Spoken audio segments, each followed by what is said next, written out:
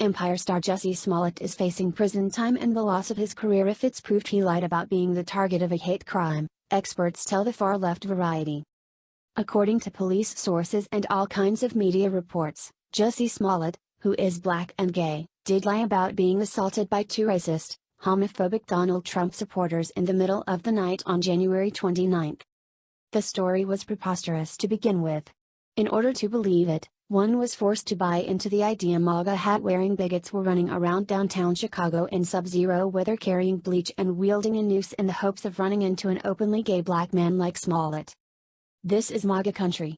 The face masked yahoos reportedly yelled as they poured bleach on Smollett's black skin and tied a noose around his neck.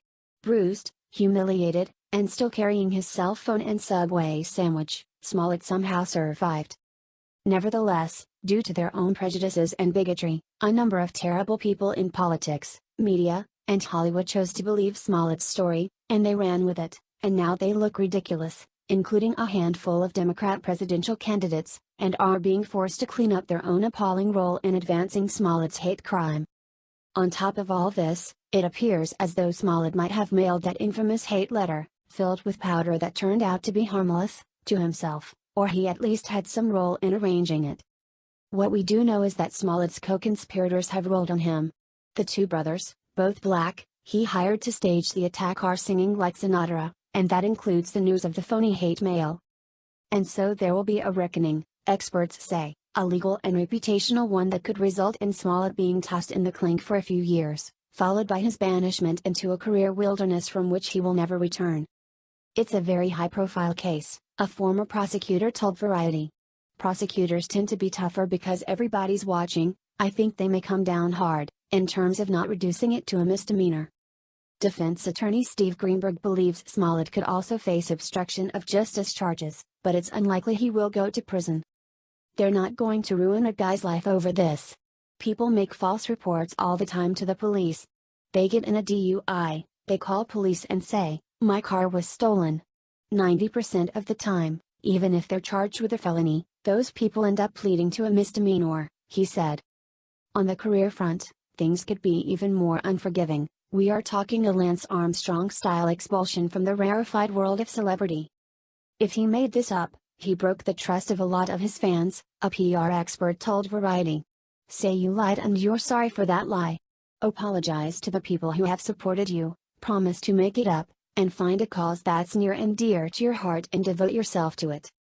Another PR exec told Variety that if Smollett lied, his only hope is to fess up immediately and throw himself at the mercy of the legal system and the court of public opinion. "He needs to get ahead of this as much as he can," he said. "He needs to go see the police. He needs to apologize. He needs to make the announcement about what happened instead of letting the facts leak out. If he lied, there's no excuse, but there may be some explanation." On top of everything else, if Smollett is convicted of anything involving the filing of a false police report, he may also have to reimburse the taxpayers the cost of the investigation, which could be a sizable amount of money considering the manpower the police dedicated to the high-profile case. CBS reports that a grand jury is already deliberating, which could very well mean Smollett is indicted.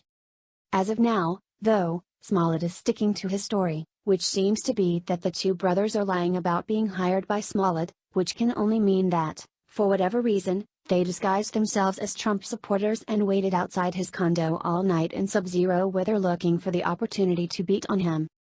Smollett has hired two high-powered defense attorneys, but already his career is showing signs of hoax-related stress. His role in Empire has been slashed, including an episode that was supposed to revolve around his character that would have included a showy musical number. The Lance Armstrong comparison is probably as close as you can come to the Smollett hoax, but it is still lacking. Armstrong was a liar, a cheat, and a ruthless bully, but the damage he did, which should not be dismissed, was confined to his orbit. Smollett is something altogether different. Had Smollett pulled off his hoax, had his ginned-up hate crime been caught on video as he likely planned, it could have been the hands up, don't shoot media hoax all over again. That hoax resulted in the burning down of the predominantly black, working-class city of Ferguson and countless acts of violence and murder against innocent police officers. Smollett's hoax could have caused riots, violence against innocent Trump supporters, who knows what else. Because I have needed more than my share of forgiveness and second chances, I always lean in that direction for others. We all need a path to redemption. Time and circumstance might change my mind, but as of now I believe Smollett needs to be made an example of. Yes, he deserves all the due process our system allows, but if found guilty, he should be given no leniency and his show business career should be over forever. Smollett's path to redemption should happen in an Appalachia soup kitchen or a Heartland drug rehabilitation center. He is a bigot who sought publicity and moral authority by defaming and smearing a whole group of people. If he wants redemption, that path is through them, not an apology tour on late-night TV.